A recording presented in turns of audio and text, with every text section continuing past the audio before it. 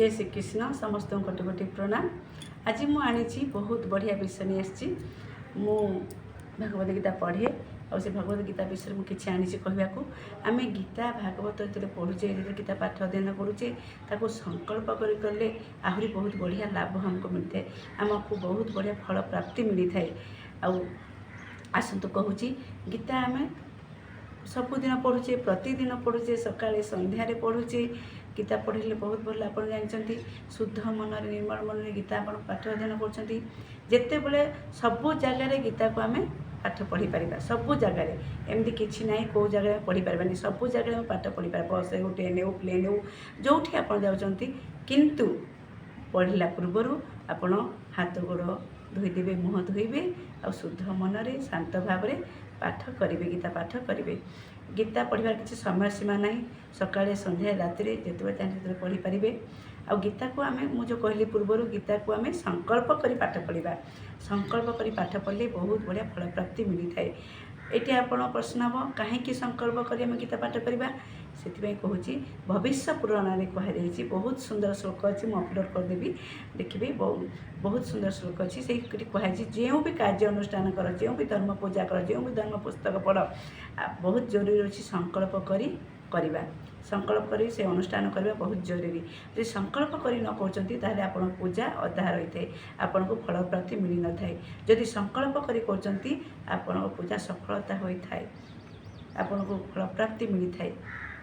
तापर जिते आप भगवत गीता पढ़ते मुंडे एमती छुई देवे भगवत गीता को प्रणाम करेंगे।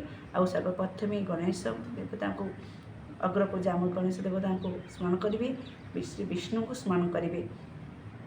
तापर आपण पूर्व दिगरे उत्तर दिग मुह करी आपण गीता पाठ अध्ययन करेंगे उत्तर पूर्व दिग मुह करी गीता पाठ अध्ययन करेंगे।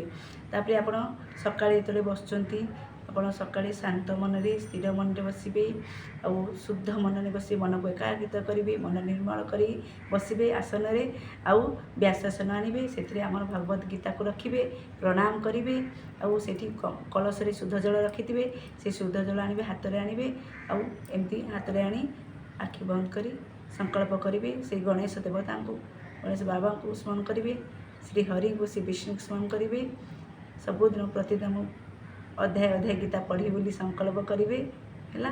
आपड़ भी पढ़तु समस्ते पढ़तु अध्याय अध्याय पढ़तु देखिए बहुत भल लगे मन शांत स्थिर लगी था गीता पढ़े खुशी आनंद लगी थे घर आप नकारात्मक शक्ति रूप सकारात्मक शक्ति परिणत होता है घरे सुख समुदाय भरपूर होता है। गीता को अध्ययन करूँ पाठ अध्ययन करूँ सेमती करेंगे।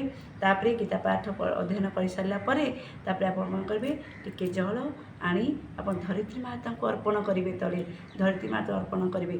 जदि आप धरित्री माता को अर्पण करूना से जो जिते आप धर्म पूजा ओषा व्रत जहाँ भी आम करुचे है जहाँ भी जेकोसी पूजा करुचे आम 12 मास 13 पर्व पूजा करुचे आम घर को पंडित भी आसिले भी जो पूजा करुँच जो पूजा संकल्प कर नहीं सेमती जिते पूजा करूँ ओषा व्रत जप ध्यान नाम संकीर्तन जहाँ भी करुँच आपड़ से शुद्ध जल नहीं संकल्प नहीं करेंगे आउे कर सारापर आपड़ कौन करेंगे से जल को धरती माता अर्पण करेंगे।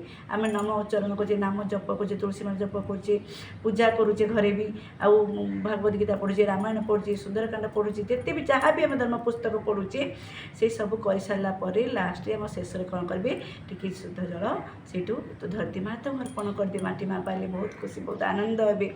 आउे जदि करूना जदि यहीटा करूना ताहले जहाँ जिते आप पूजा धर्म जिते धर्म पुस्तक पढ़ुंट से निरर्थक होता है। से कौन हुए इंद्र देवता को प्राप्ति हो जाए आप जिते पुण्य फल फल सब इंद्र देवता को प्राप्ति हो जाए बोली कहती आपाई जिते बड़े आप पूजा पाठ कर सारे टिके जल आप धरती माता को अर्पण करदे देखिए आप जिते श्रद्धा भक्ति कर निश्चय फल प्राप्ति मिलता है।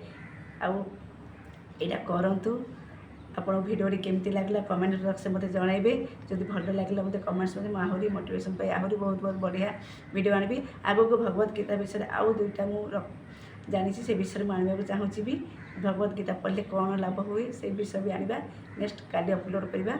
आ भिडियोटी भल लगे कमेंट बॉक्स में जनइबे मो वीडियो को बहुत शेयर लाइक सब्सक्राइब करेंगे भल पाइबा एत दौरान से बहुत बहुत धन्यवाद धन्यवाद। जय श्री कृष्ण।